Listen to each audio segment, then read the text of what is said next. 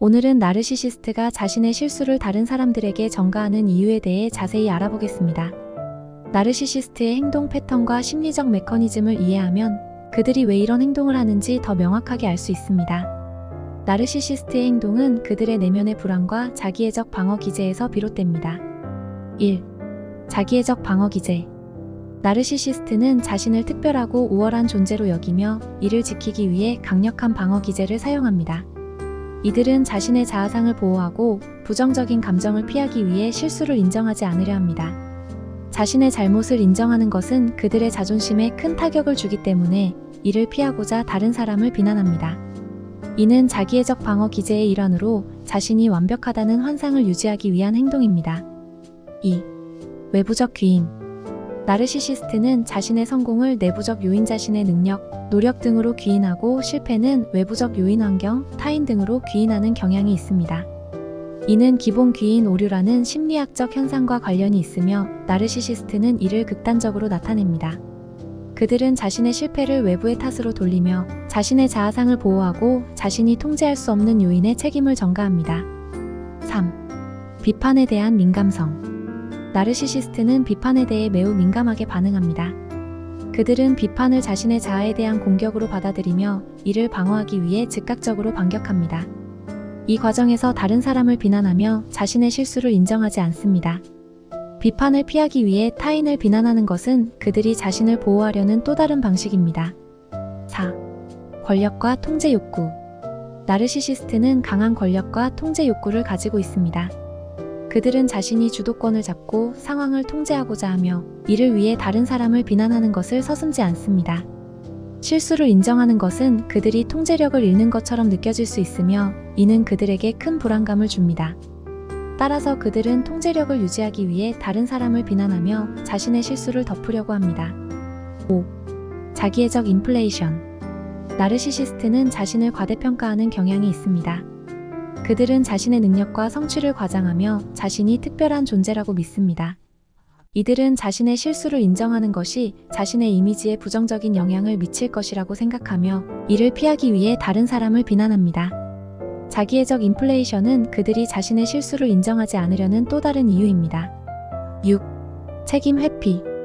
나르시시스트는 책임을 회피하려는 경향이 있습니다. 그들은 자신의 실수에 대한 책임을 지지 않으려 하며 이를 피하기 위해 다른 사람을 비난합니다. 책임을 회피하는 것은 그들이 자신을 보호하고 불편한 상황을 피하려는 방법입니다. 이는 그들이 실수를 인정하지 않으려는 또 다른 이유입니다. 7. 대인관계 기술의 부족. 나르시시스트는 대인관계 기술이 부족한 경우가 많습니다. 그들은 타인의 감정을 이해하고 공감하는 능력이 부족하며 자신의 행동이 다른 사람에게 미치는 영향을 잘 인식하지 못합니다. 이들은 자신의 실수를 다른 사람에게 전가하며 대인관계에서 갈등을 일으키는 경우가 많습니다. 이는 그들의 대인관계 기술의 부족에서 비롯된 행동입니다. 8. 자기 확신의 결여. 나르시시스트는 겉으로는 자신감이 넘치는 것처럼 보이지만 실제로는 깊은 자기 확신의 결여를 가지고 있을 수 있습니다.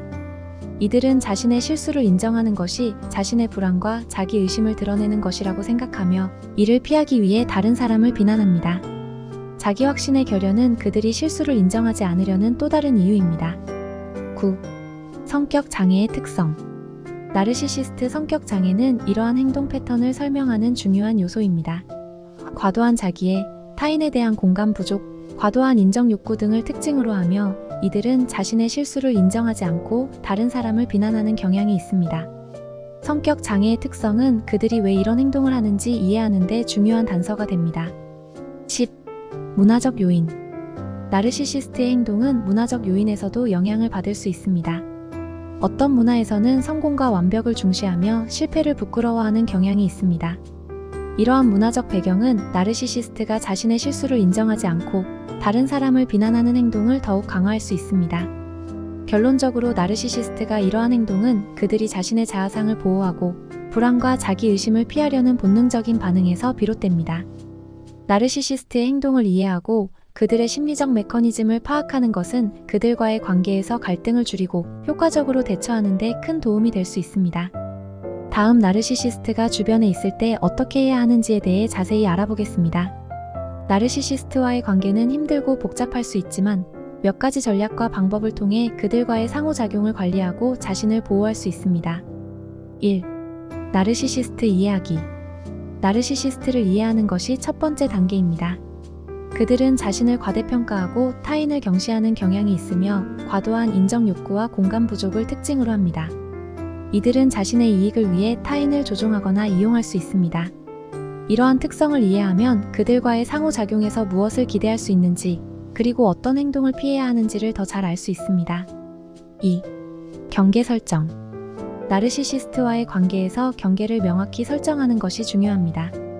그들은 종종 타인의 경계를 무시하고 자신이 원하는 대로 행동하려 하기 때문에 당신의 경계를 분명히 하고 이를 지킬 필요가 있습니다. 예를 들어, 그들이 당신에게 지나치게 간섭하거나 비판할 때 이를 명확히 거부하고 당신의 입장을 고수하는 것이 중요합니다. 3. 감정적 거리를 유지하기. 나르시시스트는 타인의 감정을 이용하여 자신의 목적을 달성하려는 경향이 있습니다. 따라서 감정적으로 그들과 거리를 두는 것이 필요합니다. 그들의 비난이나 조작에 휘둘리지 않도록 감정적으로 중립을 유지하고 그들의 행동에 과도하게 반응하지 않도록 주의해야 합니다. 4. 직설적이고 단호한 의사소통. 나르시시스트와 의사소통할 때는 직설적이고 단호하게 말하는 것이 효과적입니다. 그들은 모호한 표현이나 약한 태도를 이용하려 하기 때문에 명확하고 단호하게 당신의 의견과 경계를 전달하는 것이 중요합니다. 예를 들어, 나는 이 부분에 동의하지 않습니다. 또는 이렇게 행동하는 것은 나에게 불편합니다와 같이 직접적으로 표현하는 것이 좋습니다. 5. 자신의 가치를 인정하기. 나르시시스트는 종종 타인을 깎아내리고 자신의 우월함을 과시하려 합니다. 이러한 행동에 휘말리지 않도록 자신의 가치를 인식하고 자신감을 유지하는 것이 중요합니다. 자신이 어떤 사람인지, 어떤 가치를 가지고 있는지를 명확히 인식하고 그들의 비난에 흔들리지 않도록 해야 합니다. 6. 외부 지원 시스템 활용. 나르시시스트와의 관계에서 스트레스와 어려움을 느낄 때는 외부의 지원을 받는 것이 도움이 됩니다. 친구나 가족과 같은 신뢰할 수 있는 사람들과 이야기하고 그들의 조언과 지지를 받는 것이 중요합니다. 또한 필요할 경우 상담사나 정신건강 전문가의 도움을 받는 것도 고려해 볼 수 있습니다. 7. 자기 돌봄. 나르시시스트와의 상호작용은 정신적, 감정적 에너지를 소모하게 만듭니다. 따라서 자기 돌봄이 중요합니다. 충분한 휴식과 여가 시간을 가지며 스트레스를 해소할 수 있는 활동을 하는 것이 필요합니다. 규칙적인 운동, 명상, 취미생활 등을 통해 자신의 정신적, 신체적 건강을 유지하는 것이 중요합니다. 8. 갈등 회피. 나르시시스트와 불필요한 갈등을 피하는 것이 좋습니다.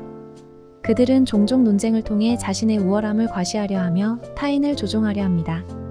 이러한 갈등에 휘말리지 않도록 주의하고 가능한 한 평화로운 방법으로 상황을 해결하려 노력해야 합니다. 필요할 경우 갈등을 피하고 그들과의 상호작용을 최소화하는 것도 한 방법입니다. 9. 현실적인 기대 갖기. 나르시시스트는 쉽게 변하지 않으며 그들의 행동을 바꾸려는 시도는 종종 실패로 끝납니다. 따라서 현실적인 기대를 가지는 것이 중요합니다.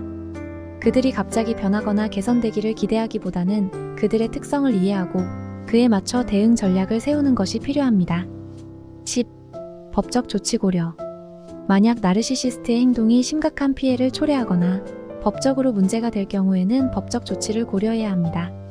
예를 들어 그들이 지속적으로 괴롭히거나 명예를 훼손하는 경우에는 법적인 대응을 통해 자신을 보호할 수 있습니다. 이를 위해 법률 전문가의 조언을 받는 것이 좋습니다. 나르시시스트와의 관계는 매우 도전적일 수 있지만 위의 전략들을 통해 그들과의 상호작용을 보다 효과적으로 관리할 수 있습니다. 가장 중요한 것은 자신의 정신적, 감정적 건강을 지키는 것이며 필요할 경우 전문가의 도움을 받는 것을 주저하지 말아야 합니다. 끝까지 시청해주셔서 감사합니다. 영상이 도움이 되셨다면 좋아요, 구독, 알림 설정까지 꼭 부탁드립니다.